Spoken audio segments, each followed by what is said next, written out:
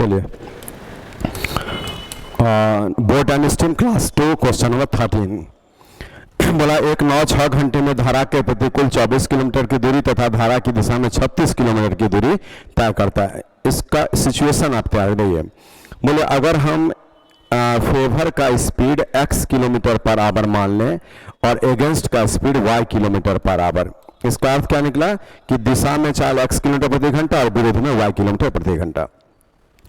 तो क्वेश्चन बोला कि 24 किलोमीटर विरुद्ध में गया तो विरुद्ध में तो ये स्पीड है तो ये समय लगेगा, और 36 किलोमीटर दिशा में गया तो दिशा में चाल x है तो ये समय, और यही जोड़कर 6 घंटा एक इक्वेशन।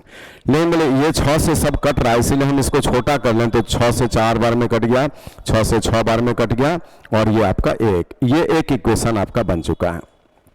दूसरा बोला कि जबकि 6.5 घंटा में प्रतिकूल में 36 किलोमीटर तो 36/y लगेगा, और अनुकूल में 24 किलोमीटर तो 24/x लगेगा, और जोड़ करके 6.5 घंटा जो 13/2 हो गया। और इसको जब आप आगे बढ़ाएंगे तो यहाँ पर क्या आ जाएगा 36x 24y, क्या हुआ 36x 24y, और गुणा में ये वाला 2 और बराबर में 13 इंटू xy। बोले इसको अगर हम बढ़ाते हैं तो 4x 6y और बराबर में xy। आज बोले हम अगर 13 से इसको गुणा कर दे 13xy बनाने के तो 13 4 52x हम कर सकते हैं, 13 6 78 हो गया y, और ये 13xy हो गया।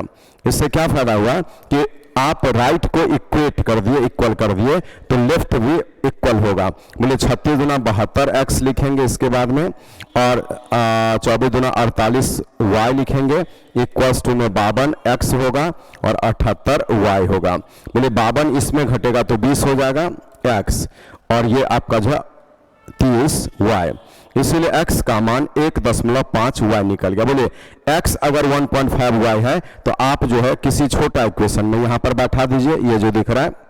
बोलिए 9 x के जगह पर हम 1.5y यहां रखेंगे तो ये 1.5 इंटू 4 6y, और ये तो 6y है ही, अब बराबर x के जगह 1.5y और गुणा में y ऐसा, तो 6 6 12y का मान जो है 1.5y गुणा y निकला, एक y कटेगा और यहाँ 8 बार में कट जाएगा तो y का मान 8 निकल गया। बोलिए y 8 होगा तो 8 इंटू 1.5 से 12 बनेगा जो x का मान होगा। मीनिंग आप दिशा और विरुद्ध का चाल निकाल लिए, तब क्वेश्चन का डिमांड है कि धारा की चाल ज्ञात करें। तो बोले धारा की चाल के लिए क्या करते हैं, दिशा माइनस विरोध और बाय में 2, तो 4/2 से 2 किलोमीटर पारा अगर आपके प्रश्न का आंसर। और ये क्वेश्चन सेम डिजिट के लिए बहुत इंपॉर्टेंट है, इसीलिए आप इसको टिक लगा लें। इसमें जनरली यही क्वेश्चन दे देता है, एग्जैक्टली सेम सारा नंबर्स वही रहेगा जो इसमें मेंशन्ड है, तो आप इजीली इसको डील कर सकते हैं। चलिए अब आते हैं अगले प्रश्न को लेकर। 14 नंबर क्या कहता है, फिल इट।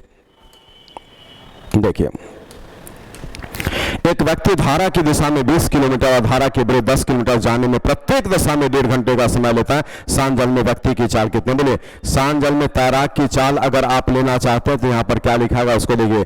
शांत जल में तैराक की चाल के लिए यहाँ पर हम लोग क्या करेंगे, तो दोनों दूरियों का योगफल लेंगे और बट्टा में 2 गुना में लगा समय ले लेंगे। ये कब लगेगा उसका जानकारी अभी हम देते हैं, पहले क्वेश्चन बनाइए। दोनों दूरी का योगफल माने 20 + 10 और 2 गुना लगा समय जो 1.5 घंटा, तो आपका ये 30 है और नीचे में 3 हो गया, तो 10 किलोमीटर पर आवर आपके प्रश्न का आंसर हो गया। ये कब लगाना है उसको याद कर देखिए। जब बराबर समय में धारा की दिशा और धारा के विरुद्ध 2 अलग अलग दूरी तय किया जाए। जब बराबर समय में धारा की दिशा और धारा के विरुद्ध 2 अलग अलग दूरी तय किया जाए तो उस वक्त में तैराक की चाल के लिए दोनों दूरियों का योगफल बट्टा में 2 गुना लगा समय।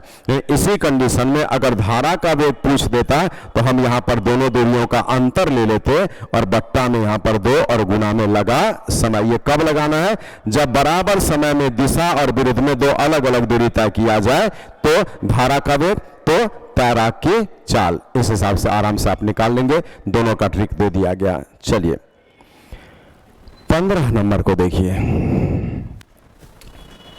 बोलिए यहां क्या बोला।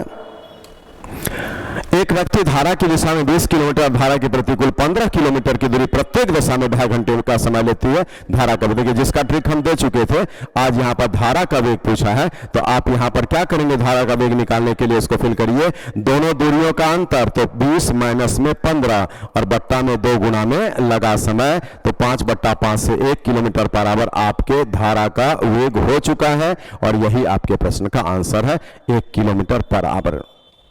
चलिए 16 नंबर क्या कहता है, देखिए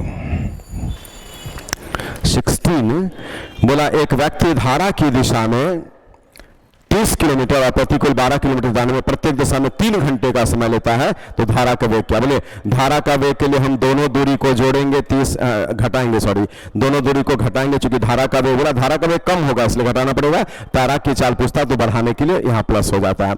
अब बोले इसी को आप 2 और गुणा में 3 लगा देंगे, लगा समय, तो बोले ऊपर में क्या 18 3 2 6, तो 3 किलोमीटर पर आवर आपके प्रश्न का आंसर हो गया। अब ये क्यों होता है इसका डिटेल्स भी एक बार हम दिखा देते हैं, क्योंकि देखिए धारा का वेग कैसे निकालते हैं, दिशा माइनस विरुद्ध और बाय में 2।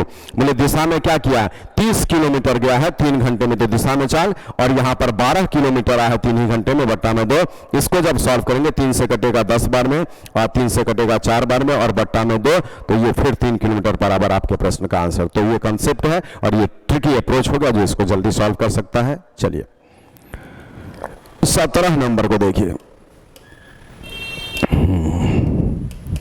बोला एक नाव की शांत जल में चाल 5 किलोमीटर प्रति घंटा है तथा धारा का वेग 1 किलोमीटर प्रति घंटा है, धारा की दिशा में नाव की चाल। बोले धारा की दिशा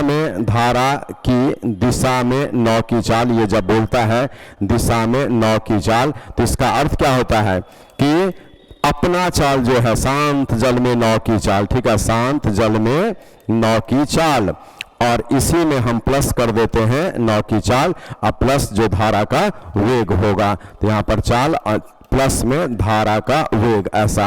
अब यहाँ पर इस पर बैठा दीजिए, बोले किसी व्यक्ति का अपना स्पीड 5 किलोमीटर पर आवर, धारा का वेग 1 किलोमीटर पर आवर, तो दिशा में जब तैरेगा तो स्पीड हो जाएगा 6 किलोमीटर पर आवर का, विरुद्ध तैरता तो यहाँ का साइन माइनस कर देते, क्योंकि दिशा में जब भी तैरेगा तो उसका स्पीड बढ़ेगा और विरुद्ध में जब भी तैरेगा तो उसका स्पीड घटेगा, बस ये ध्यान रखना है।